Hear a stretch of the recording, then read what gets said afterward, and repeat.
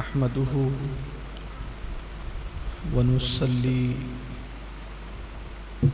वनुसल्लिमु अला रसूलिहिल करीम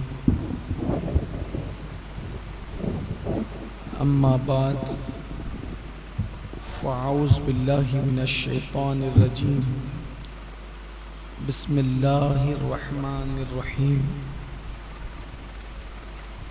वमन युअज़्ज़िम शाइरल्लाह फ़इन्नहा मिन तक़वल क़ुलूब सदक़ल्लाहुल अज़ीम। गौसे आज़म बमने बेसरो सामा मददे क़िबले दी मददे काबे ईमा मददे इंतज़ारे करमे तुस्त मने आइनी रा ए खुदा जुओ खुदा बीनो खुदा दा मददे बगिरदा बेबला उफ्तादा कश्ती मदद कुन या मुईनुद्दीन चिश्ती। अस्सलातु वस्सलामु अलैका या रसूल अल्लाह, अस्सलातु वस्सलामु अलैका या नबी अल्लाह, अस्सलातु वस्सलामु अलैका या हबीब अल्लाह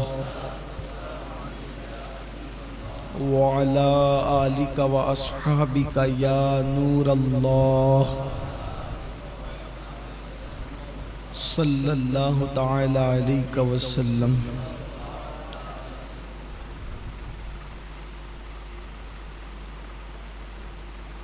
अल्हम्दुलिल्लाह,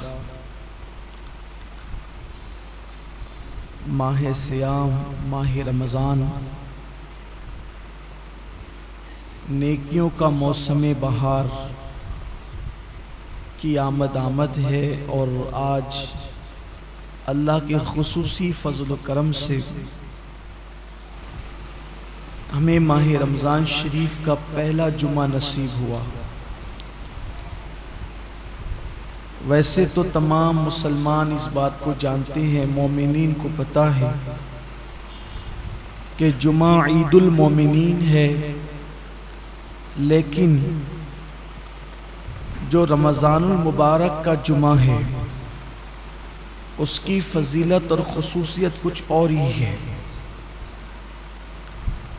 जैसे ही जुमेरात का सूरज गुरूब होता है रमज़ान शरीफ में, तो जुमा का सूरज गुरूब होने तक हर लम्हे को हम, चूँकि हदीस में लम्हे का जिक्र है, अगर आज की इस्तिलाह के एतबार से उसका तर्जुमा करें तो हो जाता है हर सेकंड। तो हर लम्हे में 70,000 ऐसे जहन्नमियों को अल्लाह जहन्नम से आज़ाद करता है जिनके लिए जहन्नम का अजाब लाजिम हो चुका हो। अपने करम से वो यूं ही आज़ाद करता है और ये सिलसिला पूरी रात चलता रहता है। हर लम्हा 70,000 70,000 70,000। फिर उसके बाद दिन में भी यही सिलसिला, हत्ता के जो जुमतुल मुबारका की आखिरी साअत गुरूब आफ्ताब के वक्त आती है, तो वो जो सूरज गुरूब होने से लेकर अब सूरज गुरूब होने तक जितने लम्हात में 70,000 बख्शे गए थे, उन सब की तादाद के बराबर उस आखिरी घड़ी में उतने ही लोगों को बख्शा जाता है। यह है जुमा का रमज़ानुल मुबारक, रमज़ान मुबारक का जुमतुल मुबारक, माह रमज़ान के जुमतुल मुबारक की शान ये है।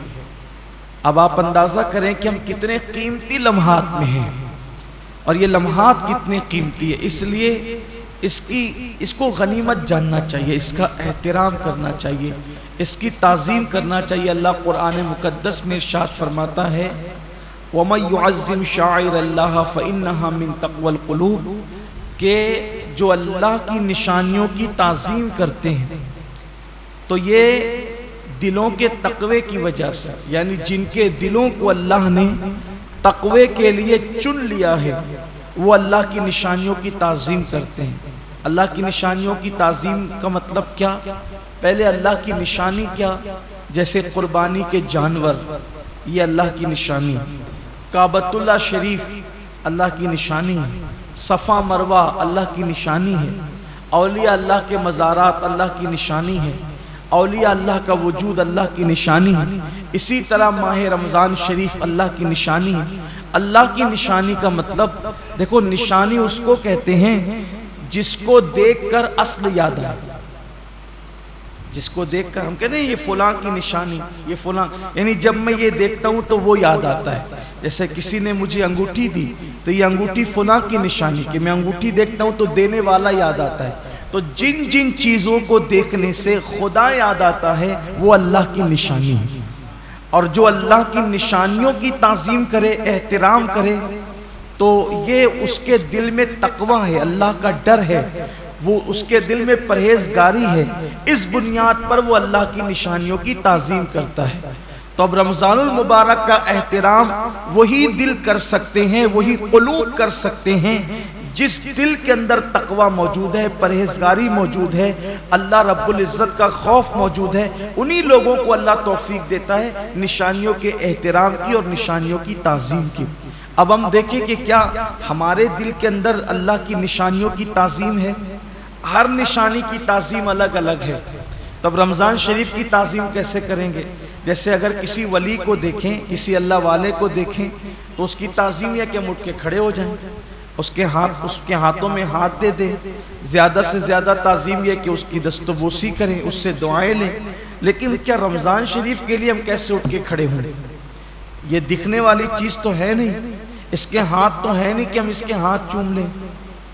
तो इसकी ताज़ीम का मतलब क्या है? तो सबकी ताज़ीम जुदा जुदा है।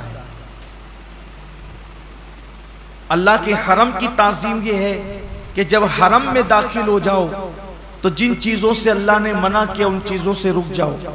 तो ऐसे ही रमज़ानुल मुबारक की ताज़ीम यह है कि इसके रोज़े रखे जाएं, इसमें तरावी पढ़ी जाए और इसमें अपने आप को ज़ाहिरी और बातिनी गुनाहों से बचाया जाए।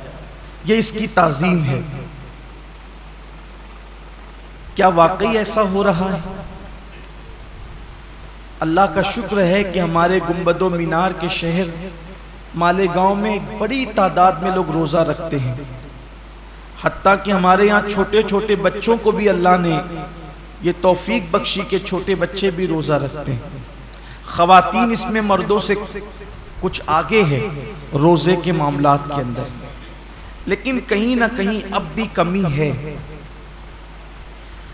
अब भी एक बहुत बड़ी तादाद है जो रोज़ा नहीं रखती, रोज़ा रखने से महरूम है।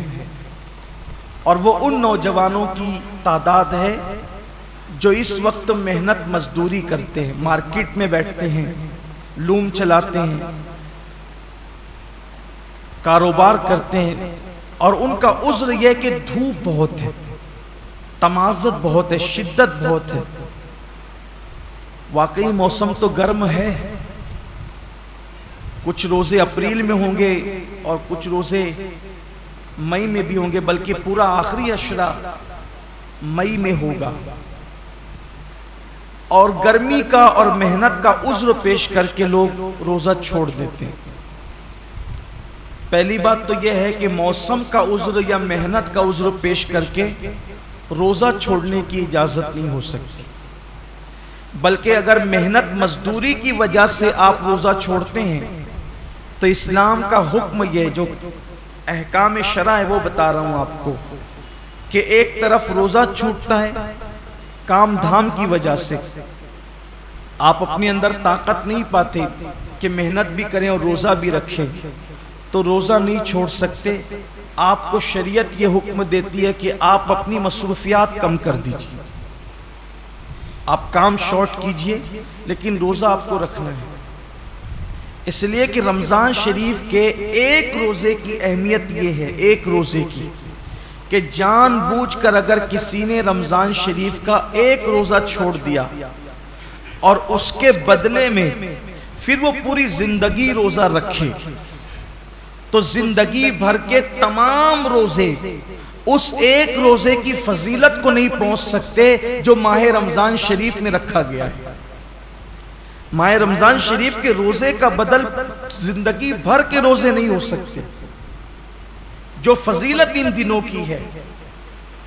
ये मौसम है रोजे का, और कुछ लोग छोटी मोटी बीमारी का बहाना लेकर भी रोजा छोड़ते हैं। हर छोटी मोटी बीमारी पर रोजा छोड़ने की इजाजत नहीं है, गुनहगार होंगे, सख्त गुनहगार होंगे। जिसने एक रोजा रमजान शरीफ का छोड़ा, फिर उसको कज़ा भी करना पड़ेगा एक रोजा, और तौबा भी करनी पड़ेगी। ये भी अवाम में गलत फहमी है कि जो लोग सोचते हैं कि रमजान शरीफ का एक रोजा छोड़ दिया जानबूझकर तो 60 रोजे रखने पड़ेंगे। ऐसा नहीं है, एक ही रोजा रखना है।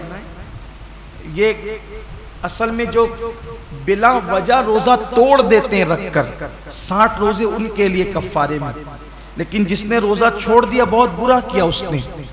एक ही रोजा रखेगा, बाद में कज़ा, लेकिन साथ ही उसको तौबा भी करनी पड़ेगी। सिर्फ रोजा कज़ा करने से मामला खत्म नहीं होगा, सच्ची तौबा भी उसके साथ लाजिम होगी।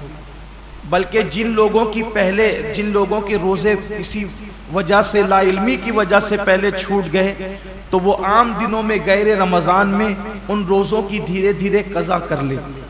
रोजा न रखने का वबाल बड़ा दर्दनाक है। अल्लाह के रसूल सल्लल्लाहु अलैहि वसल्लम फरमाते हैं कि मैंने जब शबे मिराज जहन्नम का मुशाहिदा किया तो मैंने देखा कि कुछ लोगों के जबड़ों को आग की कैंची से काटा जा रहा है। मैंने पूछा, जिब्रील ये कौन लोग हैं? अर्ज किया, या रसूल अल्लाह सल्लल्लाहु अलैहि वसल्लम, ये आपकी उम्मत के वो लोग हैं जो माह रमजान शरीफ में रोजे नहीं रखते थे। इसलिए ये दुनिया है, यहाँ तो रोते गाते गिरते पड़ते खुशी गमी में जिंदगी कैसे भी गुजर जाएगी, लेकिन एक दिन आखिरत है। दुनिया खत्म होने वाली है और आखिरत कभी खत्म नहीं होगी। आज अमल कर सकते हैं, इसकी अहमियत का अंदाजा नहीं है। जब इस अमल का सिला मिलेगा और अमल न करने पर सजा मिलेगी, तब इंसान पछताएगा कि काश मैंने इसका फायदा उठाकर जिंदगी का कुछ नेकियां इकट्ठा कर ली होती, कुछ अमल कर लिया होता। बल्कि मरने वाले अल्लाह की बारगाह में मिन्नत करते हैं कि मेरे अल्लाह, हमें सिर्फ 2 रकअत दुनिया में जाकर पढ़ने की इजाजत दे दे। लेकिन इरशाद होता है, बंदे जब हमने तुझे मौका दिया था उस वक्त तो तूने उससे फायदा नहीं उठाया। अब जिंदगी खत्म हो गई है, अब दोबारा किसी को दुनिया में नहीं भेजा जाएगा। इसलिए मैं अपने नौजवानों से कहता हूं, बहाना मत कीजिए। रोजा रखने वाले को सब्र अल्लाह देता है। और एक बात आज आपसे कहना चाहता हूं, अगर किसी गुर्बत की, तंगदस्ती की या मेहनत मजदूरी की वजह से आपका रोजा पुरमुशक्कत है, आपके रोजे में मुशक्कत है, तकलीफ है, तो ये बात हमेशा याद रखिएगा कि जिस नेकी में जितनी तकलीफ होगी, जिस नेकी में जितनी तकलीफ होगी उसका सिला उतना बढ़ा दिया जाएगा। रोजा रखकर एसी में सोने वालों का सवाब अलग है और रोजा रखकर लूम चलाने वालों का सवाब अलग है। दोनों का सवाब यकसा नहीं है। रोजा रख करके एसी में ऑफिसों में बैठने वालों का अज्र अलग है और रोजा रख करके धूप में मार्केट में बैठने वालों का अज्र अलग है। वजह क्या है? देखिए, डॉक्टर इकबाल ने इस फलसफे को बहुत अच्छे से समझाया है। इकबाल कहते हैं, अल्फाज व मानी में तफावुत नहीं, लेकिन अल्फाज व मानी में तफावुत नहीं, लेकिन मुल्ला की अज़ा और मुजाहिद की अज़ा और। जो मस्जिद के अंदर खड़े होकर के अजान देता है उसके अल्फाज भी वही है, और जो मस्जिद के अंदर अजान पढ़े उसका मानी भी वही है, और जो जिहाद के सहरा में अजान दे उसका मानी भी वही है और उसके अल्फाज भी वही है।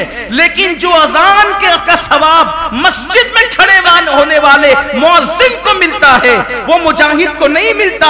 इसलिए कि दोनों की अजान में बड़ा फर्क है। मुअज्जिन की अजान पर चंद लोग मस्जिद में आते हैं और मुजाहिद की अजान पर पूरी कौम को अल्लाह कामयाबी और फलाह अता फरमाता है। दोनों में बड़ा फर्क है।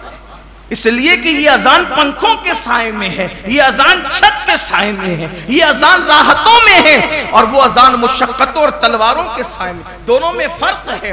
तो इसी तरीके से इकबाल की फिक्र से रोशनी लेकर कह रहा हूं, और हदीस पाक कि जिस नेकी में जितनी मुशक्कत और तकलीफ होगी उसका सिला उतना बढ़ा दिया जाएगा। तो लूम चलाने वाले मजदूर कभी गमगीन न हो कि कैसे करें। हिम्मत से काम लीजिए, जहन्नम मत खरीदिए, जहन्नम की का अजाब मत खरीदिए। अगर अल्लाह की मर्जी किसी को मजदूर बनाया, किसी को सेठ बनाया, लेकिन आपको काम हिम्मत से लेना है। अल्लाह उसका सिला बहुत बढ़ा देगा, अल्लाह उसका अज्र बहुत बढ़ा देगा। और फिर काश के ऐसा होता कि इस सुन्नत को जिंदा किया जाता कि अल्लाह के रसूल अलैहिस्सलाम जब रमज़ान शरीफ आता था तो खुतबा देते थे और फरमाते थे, लोगों जो तुम्हारे मजदूर हैं रमज़ान शरीफ में उनकी मजदूरी कुछ कम कर दो, यानी उन मजदूरों का काम कुछ कम, उनको सिला तो पूरा दो, मजदूरी पूरी दो, लेकिन उनका काम कुछ कम कर दो, जैसे दोपहर में उनको सोने का मौका दे दो। अब यहाँ तो सेठों का हाल ये है कि अगर मजदूर नमाज पढ़ने रमज़ान शरीफ में भी जाए तो उनके माथे पे शिकन आता है। ये लोग कहते हैं ना कि हालांकि सारे सेठ ऐसे नहीं हैं, कुछ अगर सेठ लोग यहाँ हैं तो वो बुरा नहीं माने। मुझे तो लोगों ने यहाँ तक के आके बताया कि एक सेठ साहब हाफिज कुरान है। मुझे लोगों ने नाम के साथ बताया, मैं नाम नहीं लूंगा क्योंकि मैं अल्लाह के घर में वाज और नसीहत करने खड़ा हुआ, कीमत करने खड़ा नहीं हुआ। तो कहा वो हाफिज कुरान है, वो खुद नमाज में गए और जब मजदूर नमाज पढ़ करके आए तो उन्होंने कहा कि अब जा तू नमाज ही पढ़ते रहे, यहाँ से निकल जा। ये सूरत हाल है। फिर जिस कौम को का हाल ये हो कि वो इस कदर गंदी सोच की हामिल हो जाए कि वो अपने मजदूर को नमाज पढ़ने तक जाने न दे, फिर उनके कारोबार तबाह नहीं होंगे तो और क्या होंगे? उनके कारोबार की मलाई दूसरे लोग नहीं खाएंगे तो क्या करेंगे? कल और आज के कारोबार में कुछ फर्क महसूस करते हैं आप? कल की बरकतों में और आज की बरकतों में आप कुछ फर्क महसूस करते हैं? कल भी हमारे बाप दादाओं ने कारोबार संभाला और आज भी हमारी नई नस्ल संभाल रही। फर्क ये है कि वहां जब दीन का मामला आता था तो वो अपने आप को सरेंडर कर देते थे, कुदरत ने उन्हें बरकतों से नवाजा था। आज बहुत कारोबार बढ़ा लिया गया है लेकिन फिर भी हाय हाय किए जा रहा है, बरकतें उठ गई है। वजह यह कि दीन से दूरी है, मजहब से दूरी, और इंसान जब जब दीन से दूर होगा तब तक वो रोएगा, तब तक वो पछताएगा, तब तक नाकामी उसके गले का हार बनेगी।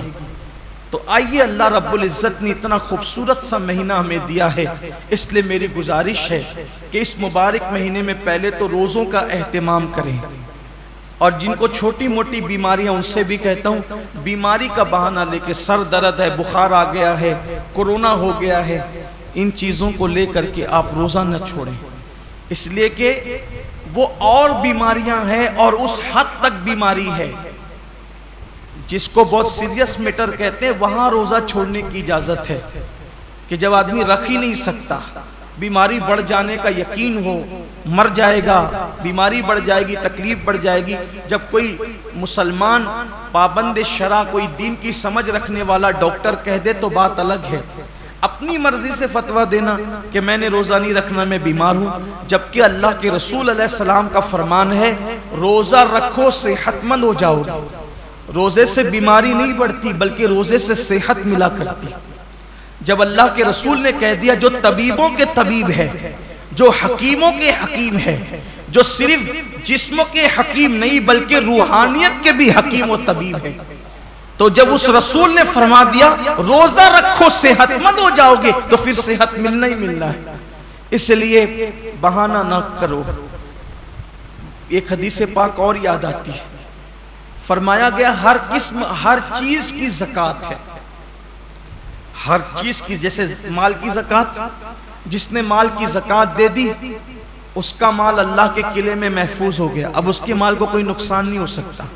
ऐसे ही जान की भी ज़कात है, जिस्म की भी ज़कात है। तो जान की ज़कात क्या है? मेरे आका अलैहिस्सलाम फरमाते हैं रोजा ये तुम्हारी जान की ज़कात है, तुम्हारे जिस्म की ज़कात। मतलब जो लोग रोजा रख लेते हैं अब उनकी जान भी अल्लाह महफूज कर लेता है, वो मोहलिक बीमारियों से, मूजी बीमारियों से महफूज हो जाते हैं। आप देखिए अल्लाह के औलिया, आज जितनी कसरत से बीमारियां हैं पहले नहीं थी, और जो बीमारियां आज है वो पहले नहीं थी। क्यों? उस दौर में लोग सिर्फ रमजान शरीफ के रोजे नहीं रखते थे, बल्कि महीने में 13, 14, 15 तारीख को भी अक्सर मुसलमान रोजा रखते थे। 3 रोजे तो महीने में रखते ही थे मुसलमान। फिर उसके बाद जो और दिन से करीब थे वो पीर और जुमेरात के भी रोजे रखते थे। फिर मौका ब मौका आशूरा का रोजा, ये रोजा, वो रोजा, यानी जो मौका आया उसके बहाने से रोजे रखते थे। इसलिए ये बीमारियां उनको नहीं थी जिन बीमारियों में हम मुब्तला है। क्यों? क्योंकि वो जिस्म की ज़कात निकालते रहते थे, और जब ज़कात निकलती रहेगी तो जिस्म महफूज होता रहेगा। हम समझते हैं कि खाने से ताकत मिलती है, ताकत खाने से नहीं मिलती। खाना तो एक बहाना है। फरमाया गया कम खाना ये सेहत इंसान को सेहतमंद करता है, कम ग़िज़ा इंसान को सेहतमंद करती। हम खाने के लिए पैदा नहीं हुए, खाना हमारे लिए पैदा हुआ। बुजुर्गों ने फरमाया जीने के लिए खाया करो, खाने के लिए जिया मत करो, अल्लाह के लिए जियो। ये इंसान की सोच और फिक्र होना चाहिए। तो पहली चीज ये है, रोजा रखिए, रोजे का एहतमाम कीजिए, और रोजा रखिए तो इस तरह रखिए जैसे अल्लाह ने रोजा रखने का हुक्म दिया है। ये दूसरा बाब आपके सामने पेश करने लगा। पहले तो रोजा रखिए, अब जो रोजा रखते हैं उनके लिए इस तरह रखिए जैसे अल्लाह ने रखने का हुक्म दिया। अब अल्लाह ने रोजा रखने का हुक्म कैसे दिया? हदीस पाक में आता है कि अल्लाह के रसूल सल्लल्लाहु अलैहि वसल्लम फरमाते हैं कि बाज़ रोजेदार ऐसे होते हैं जिनको रोजे में भूख और प्यास के सिवा कुछ नसीब नहीं होता, यानी सिर्फ वो भूखे और प्यासे रहते हैं, बस उनको कुछ मिलना नहीं है। वजह इसलिए कि उन्होंने जो हलाल खाना था, तवज्जो करना, जो हलाल खाना था, जैसे खाना हलाल है ना, पानी भी हलाल है, मगरिब बाद तो खा सकते हैं ना, वो तो हलाल ही है, सुबह सादिक से पहले खा सकते हैं, हलाल ही है।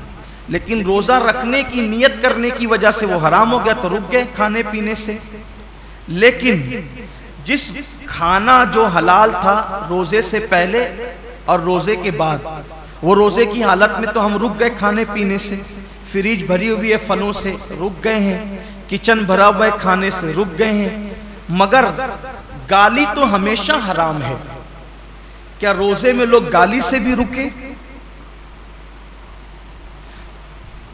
पाप की नजर किसी औरत पे उठाना ये तो हमेशा हराम है। क्या आंखों को भी लोगों ने कंट्रोल किया? नमाज तर्क करना ये हमेशा हराम है। नमाज को छोड़ देना ये हमेशा हराम है। क्या लोग रोजे की हालत में नमाज के पाबंद हुए? बेशुमार रोजेदार हैं जो नींद से उठते हैं, बिस्तर पे सहरी खाते हैं, वहीं सो जाते हैं। ये कौन सा रोजा है जिसमें कोई नमाज ही नहीं है? ये कौन सा रोजा? रोजे के मुतालिक मेरे आका सल्लल्लाहु अलैहि वसल्लम के फरमान का मफहूम है, रोजा वो है सही माना में। कौन सा रोजा? जो आंख का भी रोजा हो, जो जबान का भी रोजा हो, जो कान का भी रोजा हो, जो हाथ का भी रोजा हो, जो पैर का भी रोजा हो। आंख का रोजा यह है कि जिन चीजों को अल्लाह ने हराम कर दिया, रोजे की हालत में उन्हें ना देखो। यहां तो रोजे में लोग गेम खेलते बैठे हुए, देख लीजिए, टाइम पास कर रहे हैं। क्यों भाई गेम खेलते हो? तस्बीह क्यों नहीं पढ़ सकते? ये तो महीना तस्बीह और तिलावत का है, दुरूद शरीफ का है। अच्छा ये तो गेम खेल रहे, इसमें कोई तस्वीर तो नहीं है, ये हराम तो नहीं है। इस्लाम में वक्त जाय करना ही हराम है, तज़ीय औकात हराम है इस्लाम के अंदर। गेम खेलना मोबाइल पर ये हराम है। हालत रोजा में ये कौन सा हराम काम लोग लेके बैठ गए? बच्चे गेम खेल रहे हैं, जवान गेम खेल रहे हैं, औरतें गेम खेल रही है, लगे हुए सब मोबाइल पर। तो रोजा रखा तो क्या माज़अल्लाह हमने एहसान किया कि आप गेम खेलने बैठ गए? ये रोजा तो नहीं हो सकता। कुछ लोग सीरियल देखते हैं रोजे की हालत में, बल्कि ये रूहानी तरबियत का महीना है। कि जब आंखों से पाप नहीं होगा, कानों से नाजायज हराम चीजें नहीं सुनेंगे, हाथ से किसी पे जुल्म नहीं करेंगे, जबान से किसी को गाली नहीं देंगे, झूठ नहीं बोलेंगे, गीबत नहीं करेंगे, पैर से हराम जगह चलकर नहीं जाएंगे, तो एक महीने के अंदर ये रूहानी तरबियत होगी। तो जब रमजान शरीफ तो चला जाएगा, लेकिन ये नेक आदतें इंसान में बाकी रह जाएगी। इस तरीके से इंसान की जिंदगी बदल जाएगी। ये महीना बदलने के लिए आता है, ये महीना इंसान को तब्दील करने के लिए आता है, ये महीना इंसान की जिंदगी में इनकलाब बपा करने के लिए आता है। अब जबान झूठ बोल ही रही है। कुछ लोगों का तो रोजा उस वक्त तक मुकम्मल ही नहीं होता जब तक वो 2-4 लोगों से झगड़ा ना कर ले। बड़ा नाजुक होता है कुछ लोगों का रोजा, यानी उनका दिमाग चिड़चिड़ा हो जाता है रोजे के अंदर, इससे लड़, उससे झगड़, उसको गाली दे, उससे ये हालत होती है। रोजा ये नहीं। अल्लाह के रसूल अलैहिस्सलाम फरमाते हैं, अगर कोई रोजे की हालत में तुमसे झगड़ा करे तो उसको कह दो कि भाई मैं रोजे से, मैं अपना रोजा खराब नहीं करना चाहता। रोजे में झगड़ा नहीं होना चाहिए, रोजा नहीं है। अब आपके सामने बताऊं, ऐसा रोजा रखो कि खाने पीने के साथ आंख पे भी कंट्रोल हो, जबान पे भी कंट्रोल हो, हाथ पे भी कंट्रोल हो, पैर पे भी कंट्रोल हो, सोच पर भी कंट्रोल हो। अब ऐसे रोजे का सिला क्या है? तो अल्लाह खुद फरमाता है, रोजा मेरे लिए है और मैं ही उसकी जज़ा हूं। यानी हर नेकी या हर नेक अमल की जज़ा जन्नत हो सकती है, लेकिन रोजा तन्हा वो इबादत है कि आपने जिसका हक अदा किया उसका सिला जन्नत नहीं बल्कि मालिके जन्नत है। सोचे तो सही, रोजा क्या चीज है? मालिके जन्नत कैसे सिला है? मतलब यह कि अल्लाह रोजेदारों को अपना दीदार नसीब फरमाए, रोजेदारों को खुदा का दीदार। साहबा ने पूछा, या रसूलल्लाह, हम अल्लाह का दीदार कैसे करेंगे? तो आका फरमाते हैं, जैसे तुम आसमान पर चांद देखते हो बिला तकल्लुफ, बिला तमसील, तुम अल्लाह का यूं दीदार करो। सोचिए, हुजूर इतने खूबसूरत हैं तो हुजूर को बनाने वाले रब के हुस्न का आलम क्या होगा। कायनात इतनी खूबसूरत है तो कायनात को बनाने वाले रब के हुस्न और उसके जमाल का आलम क्या होगा। तो अल्लाह के लिए ऐसा रोजा रखो। और फिर जाते जाते, ये महीना मवासात का महीना, गम गुसारी का महीना है, गमखारी का महीना है। मवासात का मतलब, गमगुसारी का मतलब, गमखारी का मतलब एक दूसरे का ख्याल रखो, एक दूसरे का ख्याल रखो, नुमाइशी तौर पर नहीं, हकीकी तौर पर एक दूसरे का ख्याल रखने का मतलब, अगर कोई हाजतमंद नजर आए उसकी हाजत को पूरा करो, कोई तकलीफ में नजर आए उसकी तकलीफ को पूरा करो। बल्कि आप मुझे ये बताएं कि आखिर अल्लाह रब्बुल इज्जत तो बेनियाज है, जिनके घर की फ्रीजें भरी है, किचन भरे, उनको भूखा रहने का हुक्म क्यों दिया? कभी सोचा रोजे का फलसफा क्या है कि दिन भर तुम्हें भूखा प्यासा रहना, सब कुछ है फिर भी भूखा प्यासा रहना? जैसे कुछ नेकियां, कुछ इबादतें खास मालदारों के लिए रखी है, वैसे कुछ इबादतें अल्लाह गरीबों के लिए रख देता। जैसे कुर्बानी मालदारों के लिए है, ज़कात मालदारों के लिए है, हज मालदारों के लिए, ये इबादतें तो मालदारों के लिए मखसूस कर दी। तो रोजे जैसी भूखे प्यासे रहने की इबादत भी गरीबों के लिए मखसूस कर देता। ऐसा क्यों हुआ? सब रोजा रखो, सबको भूखा प्यासा क्यों रखवा रहा है? और वजह यह है कि मालदार लोग 11 महीने पेट भर के हलक तक खाते हैं, तो उनको पता नहीं होता है कि भूखों की भूख क्या होती है। जो बंदा जिस तकलीफ से गुजरेगा नहीं, उसको उस तकलीफ का एहसास कभी नहीं होगा। जो यतीम नहीं था, उसको यतीमों का दर्द कभी पता नहीं चल सकता। जो गरीब नहीं हो, उसको गरीबों का दर्द कभी पता नहीं चल सकता। जो पैदाइशी मालदार हो, उनकी फिक्र में, और जो गरीबी से मालदार की तरफ आए हैं, उनकी फिक्र में जमीन आसमान का फर्क है।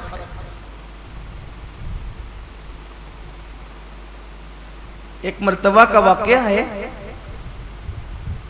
कि कुछ गरीब काफिले गुजर रहे थे मालदारों की बस्ती से। कुछ गरीबों के काफिले गुजर रहे थे मालदारों की बस्ती से, तो वो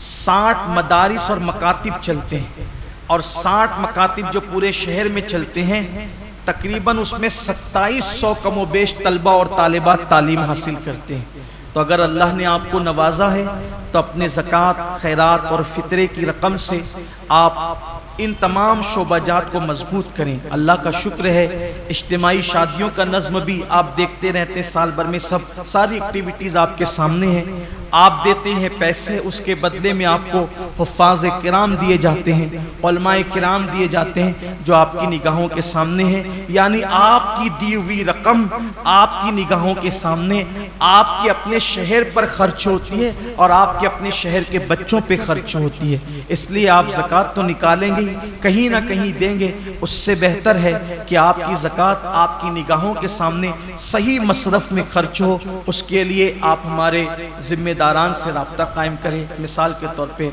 मस्जिद के हमारे इमाम साहब हज़रत मौलाना हाफिज़ कारी गुफ़रान रज़ा शरफ़ी साहब, वो यहीं आपको मौजूद मिलते हैं, आप उनसे राब्ता कर लें। हमारे उस्मान भाई हैं, उनसे राब्ता कर लें। हमारे जमील भाई हैं, उनसे राब्ता कर लें। दिगर अहबाब हैं, लेकिन मेरी गुजारिश है कि आप शुबे मदारिस व मसाजिद को और तहरीक को अपने अतियात से, ज़कात और सदक़ात से ज़रूर मजबूत और मुस्तहकम करें, ताकि अल्लाह ताला का दीन मज़ीद फ़रोग़ पाए और दीन को अल्लाह ताला मज़ीद तरक्की अता फरमाएं। साथ ही साथ अपने रिश्तेदार और अहबाब का भी और अपने आस पड़ोस का भी खुसूसी ख्याल फरमाएं और खुसूसी तवज्जो फरमाएं। अल्लाह तबारक व तआला पूरी उम्मत पर करम की नज़र फरमाएं और ख़ास तौर पर 2 वक्त को ज़ाय न करें, 2 टाइम को ज़ाय न करें। एक तो सहरी का आखिरी वक्त जो फज्र से पहले का होता है, और एक तो इफ्तार का वक्त जो बिल्कुल गुरूब के करीब होता है। ये 2 वक्त तो बहुत कीमती, पूरा महीना ही कीमती है, लेकिन ये 2 औकात ऐसे हैं कि अल्लाह तबारक व ताला ने अपने बंदों से वादा फरमाया है कि इन औकात में की जाने वाली दुआ को अल्लाह ताला रद्द नहीं फरमाएगा। इस वक्त तो पूरा आलम इस्लाम तकलीफ में, मुसीबतों में, बलाओं में गिरफ्तार है। मेरी गुजारिश है कि अगर आखिरी वक्त में हाथ उठा दें और अल्लाह की बारगाह में दुआ करें कि अल्लाह तमाम आलम इस्लाम की मुसीबतों को, मुश्किलों को दूर फरमाकर आसानियाँ पैदा फरमा दे। बिलखुसूस कोरोना और लॉकडाउन की ये जो नहूसतें हैं, अल्लाह सब का खात्मा कर दे। ये तो अल्लाह का एहसान हुआ कि इस साल माह रमज़ान शरीफ में हम अपनी मस्जिदों में इबादत कर ले रहे हैं, लेकिन पिछले साल के हालात कैसे थे। इसलिए खुसूसी गिड़गिड़ा कर अल्लाह की बारगाह में दुआ करें। और अल्लाह का कोई बंदा अल्लाह की बारगाह में दुआ करता है, अल्लाह उसकी दुआ को रद्द नहीं करता। इसलिए गिड़गिड़ाएं, अल्लाह से कुछ मांग ले। ये लम्हे ज़िंदगी में बार बार आया नहीं करते, पता नहीं किसकी ज़िंदगी कितनी है, किसका वक्त कितना है। इसलिए फज्र से पहले का जो वक्त है, सहरी का वक्त, उसमें खूब गिड़गिड़ा लें। हो सके तो 2 रकात नफिल नमाज तहज्जुद की पढ़ने और उसके बाद 5 से 10 मिनट का वक्त निकालकर अल्लाह की बारगाह में रोए, गिड़गिड़ाएं और खूब मांगे। इंशाअल्लाह सारे आपके मसाइल भी अल्लाह हल फरमाएगा, उम्मत के मसाइल भी हल फरमाएगा। और साथ ही साथ इफ्तार के वक्त जो टाइम होता है, उसमें भी दुआ करें। उस वक्त भी दुआ की कबूलियत का ऐलान किया गया है। मांगने वाला कितना भी गुनहगार होगा, मुजरिम होगा, लेकिन अल्लाह तबारक व ताला ज़रूर अता फरमाएगा। ये 2 औकात ऐसे हैं, इसलिए इन दोनों टाइम दुआओं का एहतिमाम करें और सिर्फ अपने लिए ही न मांगे, बल्कि पूरी उम्मत को शामिल करें। अल्लाह तबारक व ताला हम सबको इसका ख्याल करने की तौफीक अता फरमाएँ। गुफ्तगू के दरमियान अगर कोई गलती हो, अल्लाह ताला माफ़ फरमाएँ।